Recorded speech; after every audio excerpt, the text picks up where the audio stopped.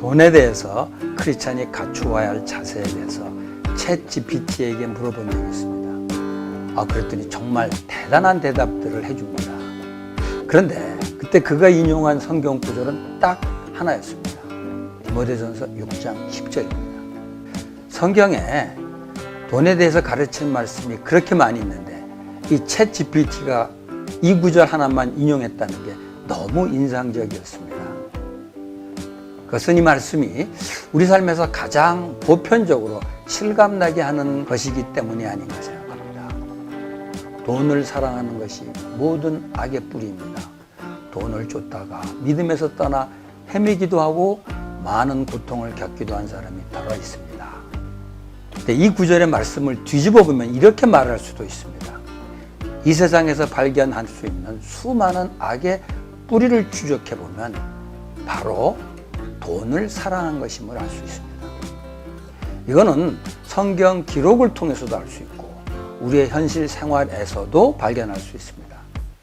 특히 세속의 일터에서 발견할 수 있는 악을 보면 거의 모든 악이 돈을 사랑하는 것에서 일어난 것임을 알 수 있습니다. 그러므로 죄를 짓지 않기 위해서는 우리들이 범하는 죄가 얼마나 이 돈과 밀접한 관계가 있는지를 알아야 합니다. 그리고 돈을 사랑하는 것이 사람들이 범하는 대부분의 죄악의 동기가 된다는 것을 알아야 합니다. 첫 번째, 하나님 대신 다른 신을 섬기게 됩니다. 대부분 크리스찬은 창조주 하나님을 믿기 때문에 이 죄에서는 자유롭다고 생각할 수 있습니다. 그러나 예수님은 하나님을 믿는다는 사람들이 섬길 수 있는 다른 신을 소개하고 있습니다. 아무도 두 주인을 섬기지 못한다.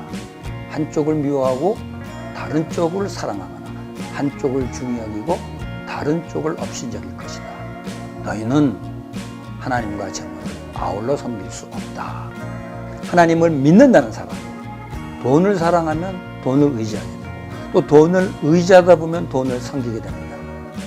그렇게 되면 우리가 벌고 사용하던 돈이 하나님 대신 섬기는 다른 신이 되어버립니다. 돈을 사랑하는 사람이 범하게 될 이 죄악은 죄악 중에서 가장 큰 죄악인 하나님 대신 다른 신을 섬기는 것입니다. 크리스찬 개인도 이런 죄를 범할 수 있지만 교회 공동체도 돈을 사랑하게 되면 이런 범죄에서 자유롭지 못합니다.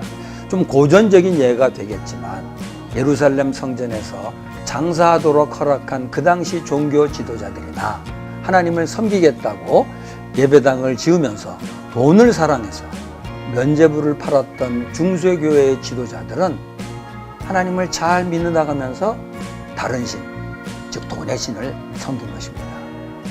우리가 아무리 하나님께 예배를 잘 드리고 하나님을 기쁘게 하는 종교적인 활동을 잘 하더라도 돈을 사랑하거나 돈을 의지하게 되면 자기도 모르게 돈을 하나님으로 섬기게 됩니다. 그렇게 되면 우리가 섬기는 하나님이 가장 미워하는 죄를 범하게 됩니다. 두 번째, 우상을 만들고 우상을 섬기게 됩니다. 창조주 하나님을 믿는 크리스찬은 당연히 우상을 만들지 않고 그게 절하지도 않습니다. 타종교의 우상은 물론 미신적인 우상을 만들지 않을 뿐 아니라 그런 우상에 절하지 않는 것으로 자신의 신앙을 분명히 드러냅니다. 일터에서 종종 돼지머리를 우상처럼 만들어 놓고 거기에 절하는 고사를 지낼 때 크리스찬은 당연히 이런 행사에 참여하기를 거절하고 상갓집에 가서 돌아가신 분의 영정 앞에서 절하는 것도 삼가입니다.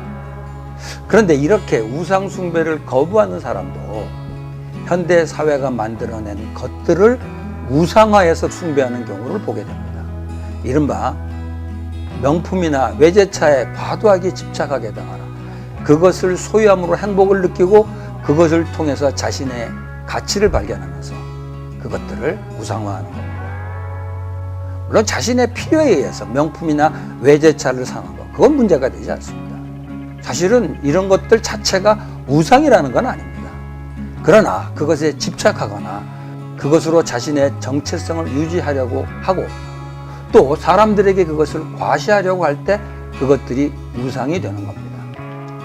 그것들을 살 만한 경제적인 여유가 없는데 무리해서 그것을 산다면 그것 역시 우상을 만들고 그것을 섬기는 죄를 범하게 되는 것입니다. 사도 바울은 이런 것을 가리키면서 탐심은 곧 우상 숭배라고 했습니다. 시편 기자는 우상 숭배를 이렇게 정의합니다. 우상을 만드는 사람이나 우상을 의지하는 사람은 모두 우상과 같이 되고 만다. 또 막스주의자들은 이것을 물신 숭배로 표현했는데 좀 이념적인 요소가 있는 말이지만 물건을 신으로 여긴다는 면에서 현대인들의 우상을 잘 표현한 것 같습니다. 세 번째, 하나님의 이름을 더럽히는 것입니다. 크리스찬은 적어도 하나님의 이름을 함부로 부르지 않습니다. 하나님의 이름을 더럽게 만들지도 않습니다. 이런 죄를 직접적으로는 짓지 않습니다. 그러나 그의 말이나 행동 때문에 하나님의 이름이 간접적으로 더럽혀질 수 있습니다. 기독교에 부정적이 된 사람들 중에는 신앙인이라 자처하면서 부정한 이익을 취한 사람들 때문에 상처를 입은 사람들이 많이 있습니다.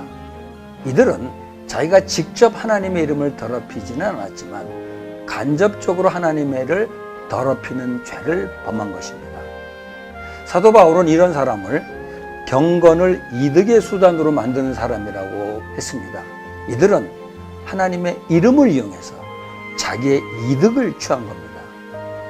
그렇게 함으로 하나님의 이름을 더럽게 만든 것이죠. 어찌 보면 이들의 죄는 직접적으로 하나님의 이름을 더럽게 한 것보다 더 사악하다고도 볼 수 있습니다. 돈 자체는 악이 아닙니다. 그러나 돈을 사랑하는 것은 일만하게 뿌리가 됩니다. 돈을 사랑하는 사람이 1만 가지의 악을 행할 수 있다는 겁니다. 돈을 사랑하게 되면 하나님을 믿는다면서도 하나님 대신 돈의 신을 섬기게 되고, 그리고 사람이 만든 것을 우상화하게 되고 하나님의 이름을 더럽히는 죄를 범하게 됩니다.